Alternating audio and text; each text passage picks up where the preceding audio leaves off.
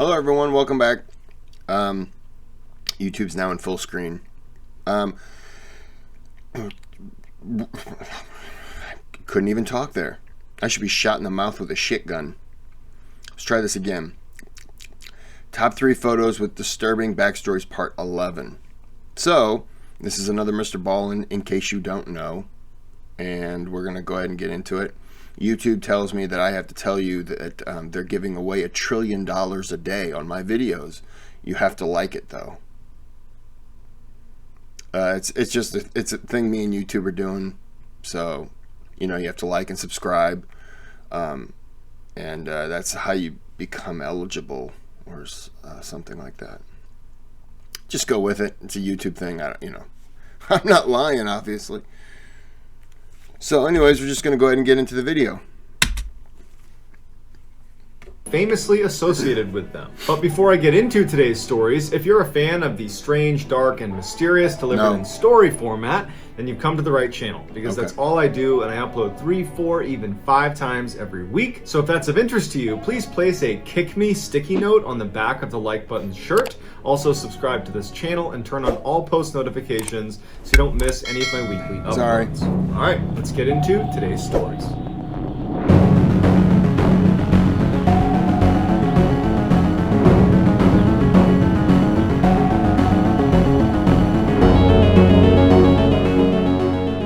In 2014, the United States Navy decided it was time to decommission one of their old frigate ships, and so they sent it to a dock to be broken down for scrap. In order for workers to actually be able to access the underside of the ship and actually begin to break it down, they would need to dry dock the ship, which meant the ship would basically drive into this special locking corral where the doors would shut behind it, the water would drain out from underneath, and the ship would be left resting on these huge wooden blocks that elevated it off the ground. That's cool. And with no water in there, workers were able to get underneath the hull and could access every part of the ship without obstruction. I never knew they did that. That's pretty cool. It's important to note for this story that when a ship is in dry dock, there is only one way on or off. It's this ramp called a gangway that leads from the dock onto the deck of the ship. Besides that, there is nowhere else for you to get on this ship. And if for some reason you really wanted to get on and couldn't use the gangway, you could in theory try to run and leap from the dock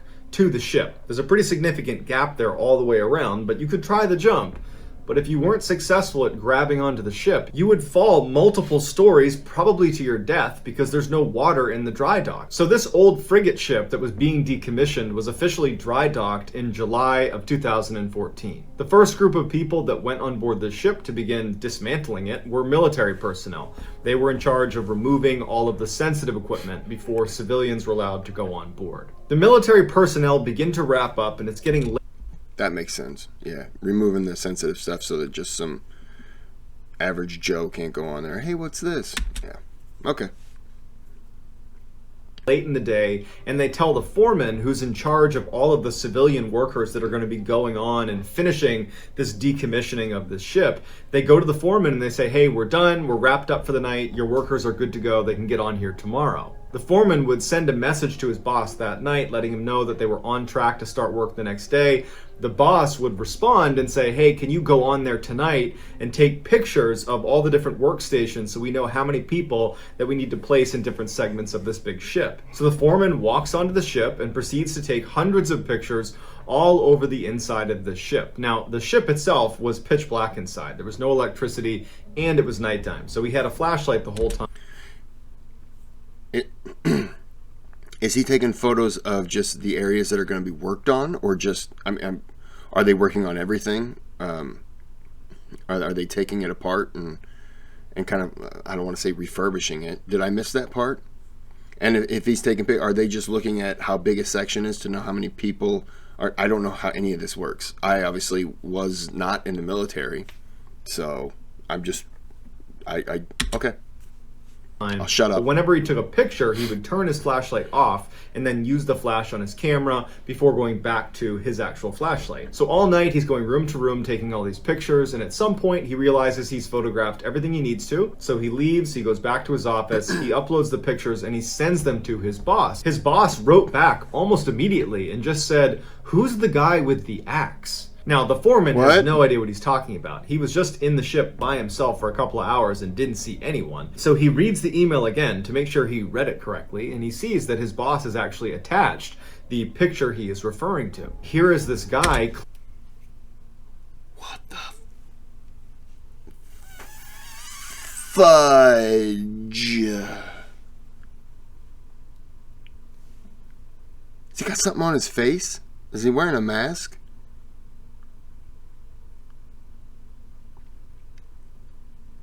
That had to be someone messing with him, right? Or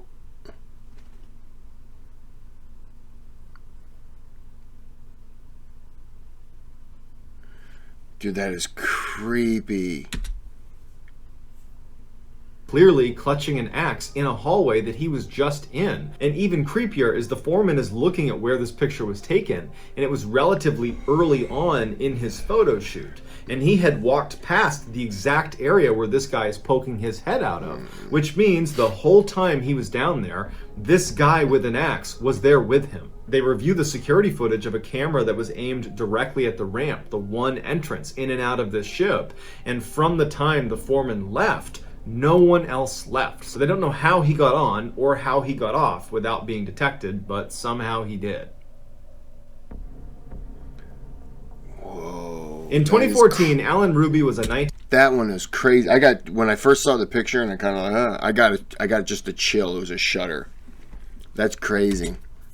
19-year-old freshman studying political science at the University of Oklahoma. Despite being relatively modest and soft-spoken in person, on social media, he projected this lifestyle of wealth and grandeur. He'd oftentimes post pictures of exotic sports cars and expensive watches and clothes, and he would travel the...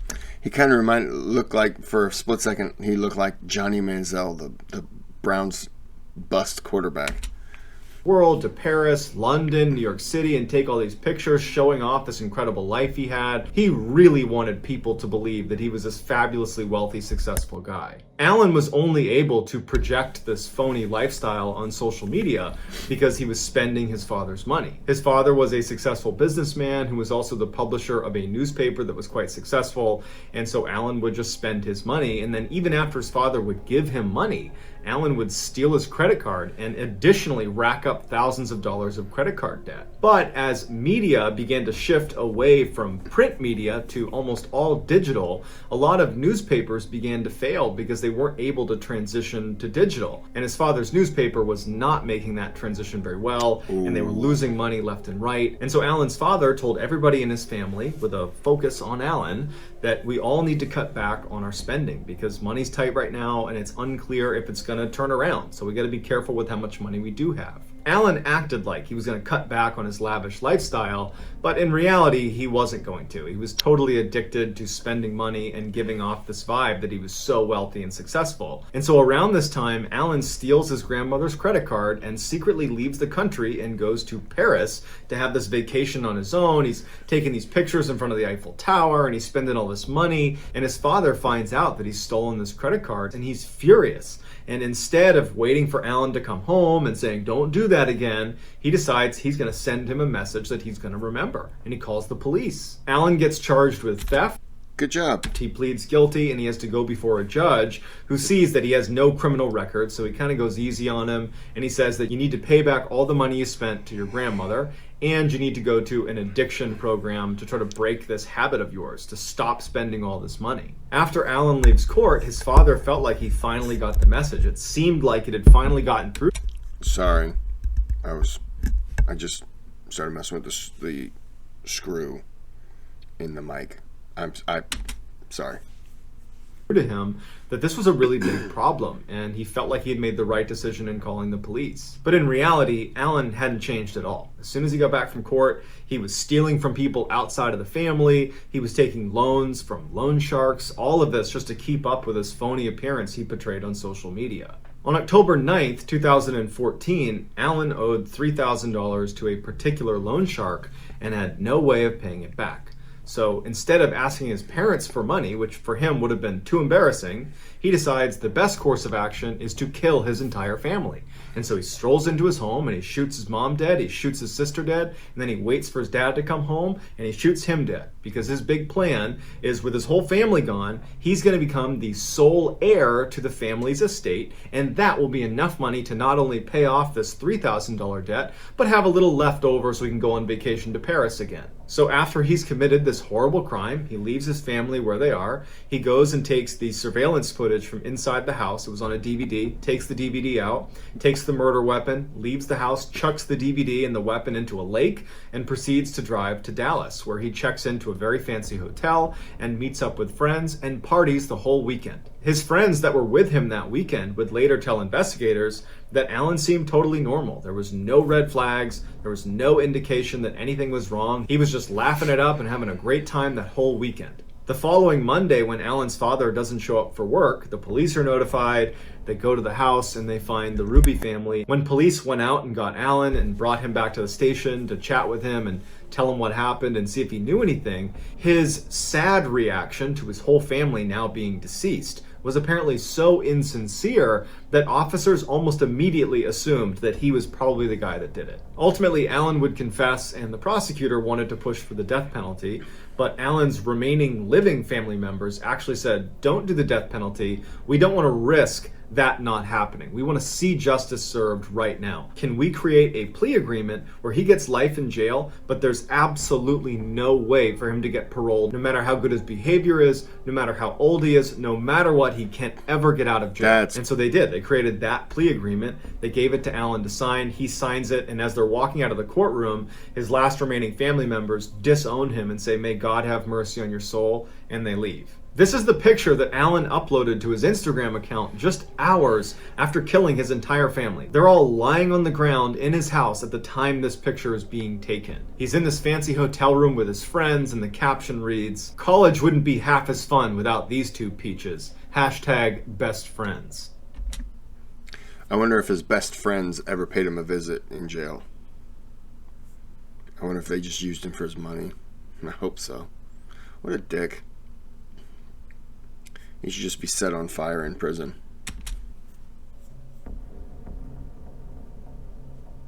One night in the early 1950s, a little boy named Issei Sagawa was having this dream where he and his brother were being boiled alive to be eaten. Sagawa says when he woke up, he immediately began fantasizing about what it would be like to be on the other side of that, to be on the outside with a human inside of the pot that you're boiling, that you're going to eat. And he became totally obsessed with the idea of eating another person. By the time he was in first grade, he would find himself staring at his different classmates' legs, and his mouth would be watering because he wanted to take a bite out of their leg. For 3 decades, he was able to suppress that urge, but I can tell you this story is not going to have a happy ending. Like, oh, and then he got married and he came straight. And not, I mean like he was gay, but I just mean like he walked the straight and narrow. But this should end with he was put into an oil drum and then buried alive. That's just my guess of how it should end. In 1981, those cannibalistic urges would get the better of him. One summer day while he was in Tokyo, who doesn't have them just come and go? He saw this woman that he wanted to eat, and he couldn't help himself, and so he began following her down the road, and he saw her go into her apartment. He waited for a minute, went around back, and climbed in the window. And when he got inside, she was asleep. And he hadn't thought of a plan for what he was going to do once he was inside. And so he's just standing there thinking, well, now what do I do? How am I going to eat her? What am I going to do next? And as he's sitting there wondering what to do next, she wakes up and she screams, and he runs away. After this breaking and entering incident, Sagawa would actually seek help. So he goes to a psychiatrist and he says, "This is what I did. I snuck into her house because I wanted to eat her." And the psychiatrist would end up telling Sagawa's family that I have to label him a high risk to society because he's not just thinking about doing these things, he's already acting out these fantasies. Now, Sagawa...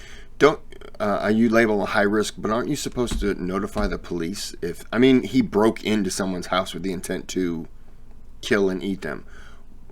Doesn't that cross the line where you have to at least report it to the police? I mean, saying high risk, he's already committed that crime. Breaking and entering is a crime. He didn't follow through with the murder and cannibalism part, but don't you still have to report that crime? Am I wrong on that? I mean,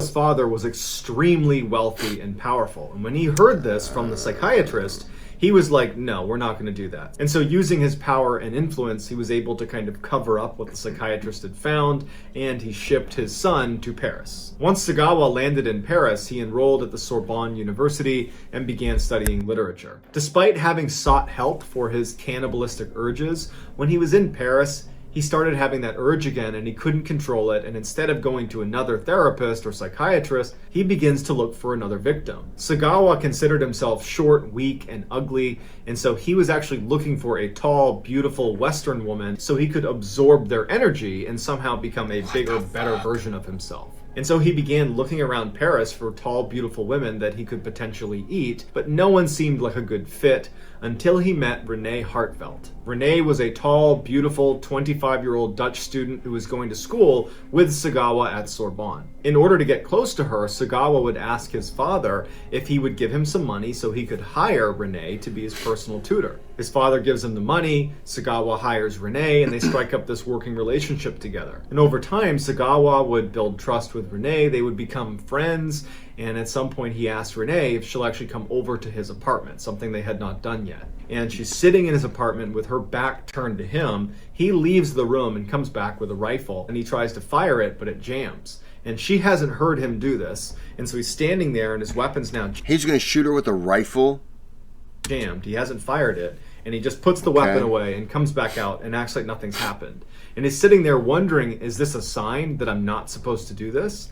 But at the end of the night, when she finally left, he decides, you know what, I gotta go through with this. I have to eat her. And so the next night he gets her to come over again. He gets the rifle out when she's sitting with her back to him once again, except this time the rifle fires. Only for an instant he felt really bad and thought maybe I should call an ambulance. But then he stopped himself and he said, you've waited so long for this. You gotta just go through with it. He immediately tried to take a bite out of her, but it was too difficult and unpalatable. So he calmly leaves his apartment, he goes to the store, he gets a blade. Didn't anyone hear a rifle shot? Comes back and he's able to begin removing pieces of Renee so he can eat them. Over the next 2 days, Sagawa would eat most of Renee, and he would take pictures of himself throughout the entire experience. When he finally felt full, he left a couple pieces still in his freezer, but put the rest of her in a suitcase and went to dump her in a lake. But as he was wheeling these heavy suitcases around town, people saw them, and it just drew a lot of suspicion. And at some point, someone must have called the police. They show up, they ask him what's inside the suitcase, they open it up, and there's Renee. When questioned about it, he just said, I killed her to eat her flesh. Sagawa awaited trial for 2 years in a French prison, and when he finally went in front of a French judge, when the judge read the details of this crime, it seemed so crazy and outrageous that the judge decided there's no way Sagawa can be sane, and so he was deemed insane and unfit to stand trial. He was ordered to go to a mental institution where he would be held indefinitely. Shortly after that, the French... You mean he should be held forever? If you're insane and you commit a crime like that, you should never be able to get out. It doesn't matter if there's, oh, you were insane for a little bit. It doesn't matter then. Your insanity should keep you locked up because of the ability you have shown of what you're capable of.